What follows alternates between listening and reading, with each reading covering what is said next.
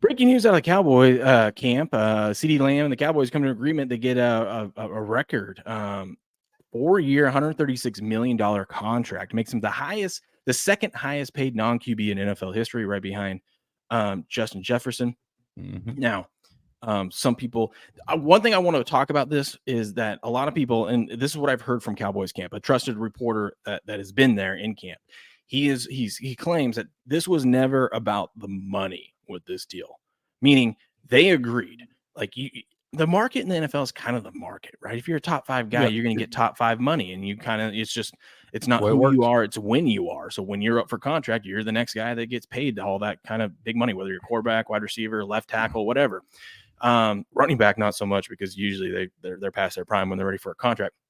But the deal with this was they agreed on the average per year salary, right? They agreed like whatever is 34 million. They were fine. CeeDee was fine with that. What Jerry wanted to do, Jerry wanted to do what he always does and lock these guys in for a 6, 7, 8-year contract. Yep. Why? Because Jerry is, I mean, a lot of people don't like the dude and think he's an idiot, but he's actually very smart, especially when it comes to business.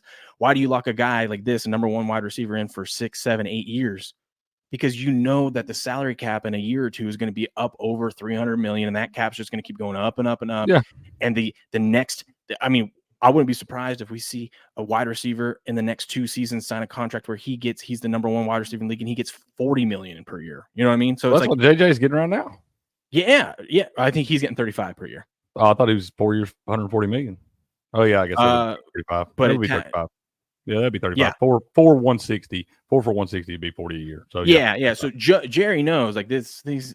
You know, if you're going to get a guy, a top 5 wide receiver for a majority of that time, you want to get all of his prime. You're going to pay him good money, but he wants to, and it's attractive, right? Imagine if he would have signed like so he signed a 4-year 136. What if Jerry would have come in and said, "Hey, we'll give you 8 years, 270." You see that big 270 number, right? And you're like, "Dang, that's a lot of money." But so I could see why someone would just take that guaranteed now.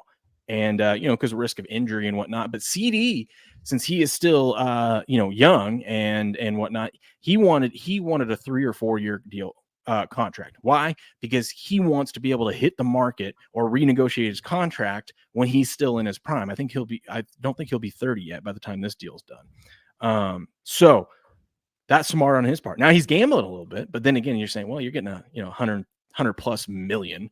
And if something bad happens and you just end up sucking and not being a top 5 wide receiver, you still got paid, right? So you're good. You're good. Yeah, absolutely. Yeah, there ain't nothing wrong with that. Yeah, the record. I mean, it's about time. About time. We thought this guy should have been paid. We know he's one of the best players in the league, and I'm not so sure. We love Justin Jefferson. Know how great a player he is, but I'm not sure that CeeDee Lamb is even a step behind that guy. And in my opinion, maybe with the quarterback that he has at his disposal with Dak, is probably better. What's the first thing you think of when someone says CeeDee Lamb? What's the first thing you think of?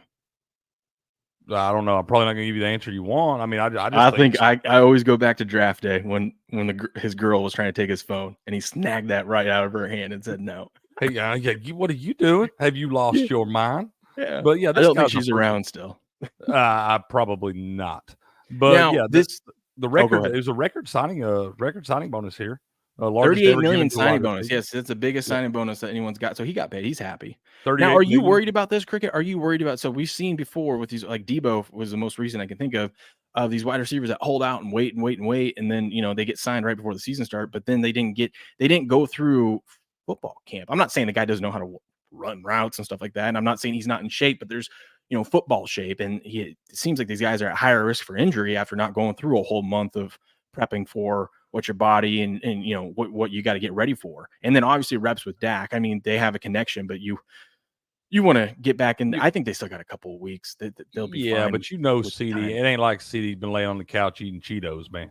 I know, but there's football shape. There's football, there's game speed. You got to get back up to all that and everything. But the guy's in incredible shape. He's been working out and all that stuff. You're not sitting here screaming for $140 million and not doing what you're supposed to do just because you don't want him to say yeah and then come out and look like a piece of shit after you sign that big deal right there. CeeDee's going to be just fine, man. I think so. It's about time that they paid him. About time, Jerry. We know Jerry's from the old school there, and he once you don't like to renegotiate contracts and all this stuff.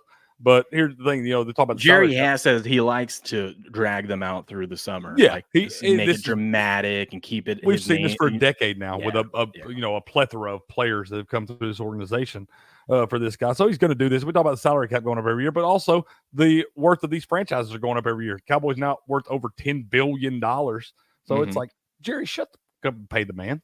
Come on. Well, poor CeeDee.